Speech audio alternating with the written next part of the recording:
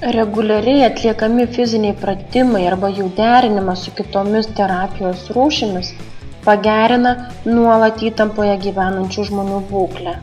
Fizinis krūvis mažina įtampą, nerimo simptomus, teigiamai veikia psichinę sveikatą.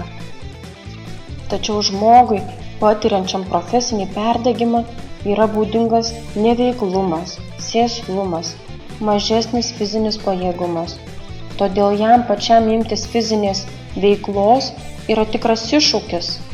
Todėl pratimus rekomenduojama pradėti nuo paprasčiausių. Atsistokite ir atsipalaiduokite. Kojomis tvirtai remkitės į žemę.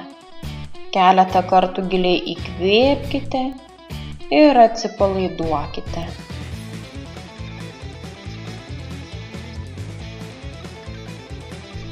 Pradėkite švelniai judinti visą kūną. Taip atsikratysite bet kokios varginančios įtampos ir nuovargio. Švelniai judinkite kiekvieną kūno dalį ir įsivaizduokite, kad tą kūno vietą pažadinate iš sąstingio. Pradėkite nuo galvos. Švelniai atpalaiduokite kaklą, pereikite prie pečių, rankų, pirštų, iki kojų pirštų ir grįžkite atgal. Atlikite tokius švelnius pratimus ir judesius, kurie jums atrodo natūraliausi. Atlikdami kitą pratimą, rankas energingai trinkite tol, kol sušils delnai. Tuomet šiltomis rankomis sušildykite ir atpalaiduokite visą kūną nuo galvos iki kojų.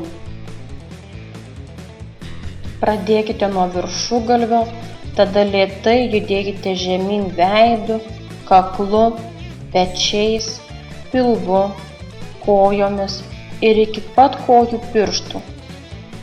Jei pajutote, kad rankos atšalo, vėl jas sušildykite.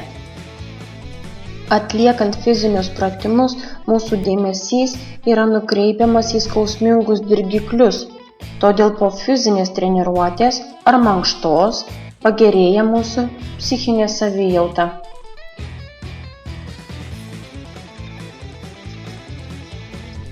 Įveikus sunkesnius ar lengvesnius fizinius pratimus, pajutus fizinės veiklos progresą, didėja mūsų savigarba, didinamas kontaktų tinklas, stiprėja pasitikėjimas savimi.